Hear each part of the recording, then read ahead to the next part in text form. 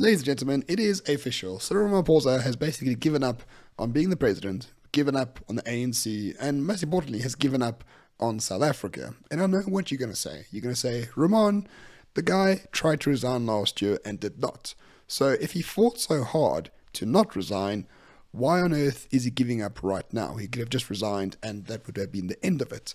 Well, my friends, let's look at the evidence at hand. And there are two clear examples of this during the course of the last week, and they both were held at the mining Indaba. So basically, all the mining companies go to Cape Town and talk about mining, and Cyril said a speech and Gwede said a speech, and everyone left extremely unhappy. But anyway, what did Cyril actually say at the mining Indaba? He basically told the business sector of South Africa, the private sector, to stop moaning and help the ANC create, better things for the common good. This is very odd because A, the ANC is overtly socialist, borderline communist in some areas. Number two, the fact that they want the private sector to help them realize the National Democratic Revolution is sort of counterintuitive, right? Because capital is the enemy of the NDR. Capital is the enemy of the ANC. In theoretical terms, at least. But now they want capital to stop complaining and help them with the NDR. How do you square that circle? I mean, personally, I think Cyril should be happy that companies are only just complaining, right? We know of other countries around the world where companies don't complain. They do coups and put presidents in jail and all the rest of it, which wouldn't be a bad idea in South Africa, if I'm honest. But for now, they're just complaining, and Cyril's a bit pissed off that they are complaining. Me too. I wish big companies would actually fight and fund things that, destroy BEE and destroy the NDR and destroy catered deployment. But of course, they don't, because they don't understand politics. But nevertheless, companies are not just complaining, ladies and gentlemen, they are doing things. And those things include disinvesting from South Africa. Because a report came out that last year there was a 33% decrease in investment in infrastructure projects. My friends, a third less investment. That is not just complaining. That is saying, we don't believe you, we out of here. And why are the companies out of South Africa? Why are they disinvesting? Well, because of the National Democratic Revolution, right? Because of what it causes, like the load shedding and the catered deployment and all that other bullshit. And the guy who is orchestrating the National Democratic Revolution tells those very same people who don't want it to come help him make it better. It's like asking the pedophile to come run the nursery school. I mean, you only do that when A, you have no other choice, or B, you're very dumb. Now, I'm not saying that Cyril is quite intelligent, but I think, as a matter of fact, that he is out of options, and he knows that. He knows the ANC can't fix anything. He knows the ANC caused all the problems. He knows the ANC has no hope in hell of maybe winning the next election. So what does he want? He wants the corporate sector, the private sector, the big business sector to sort of help run South Africa with him, despite the fact that they should be mortal enemies. And I'm not talking about just coming to the table and having a discussion. Like, Cyril actually wants the private companies to do what the government is meant to do. As an example, he said during the course of last week that mining companies should also do sort of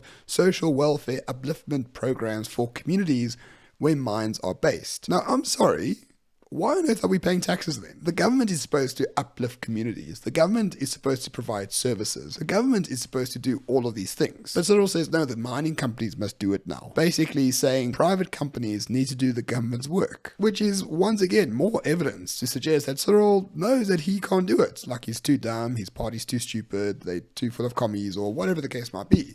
He's quite happy to make sure that essential government services are fulfilled by the private sector, who purportedly he detests as a socialist.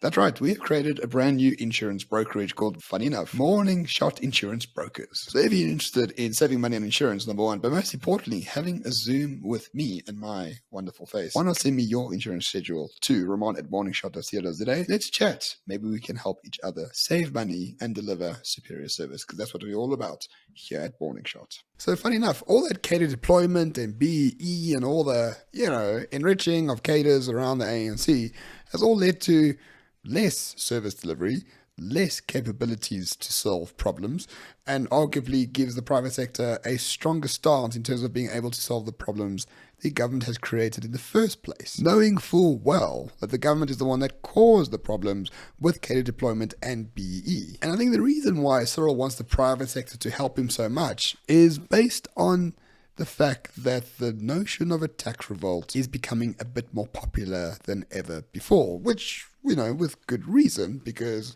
Why are we paying taxes to a bunch of mafia thugs? SARS Commissioner Edward Kieswetter came out and said, he thinks the tax revolt's a terrible idea. And according to him, a tax revolt's a bad idea because A, it'll make you a criminal.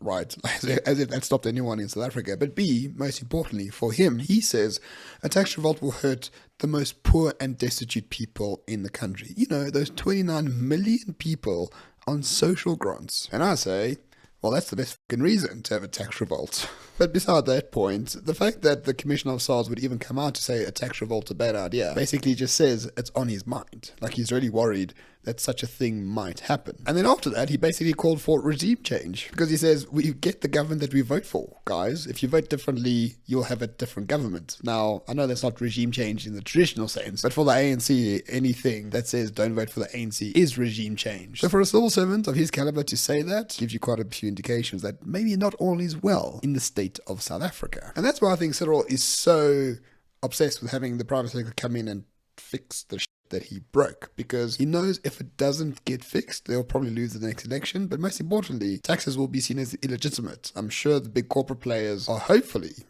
finding ways to say, maybe paying taxes isn't in our best interest in South Africa. Maybe we'll, withhold PAYE for a number of months. We'll put that PAYE in a trust and we'll release it to the government once our demands have been met. Essentially holding the state hostage, which will be a very good thing. But the corporate sector are a bunch of cowards and probably will never do it. But the fact that we are at a spot where Cyril wants the corporate sector in government to take over government, and that the SARS Commissioner is worried about a tax revolt, makes for a very interesting day in South Africa, doesn't it? And I think the ANC should be scared, especially since I actually marched to their headquarters. You can check that video out here. Otherwise, I'll see you tomorrow. Out.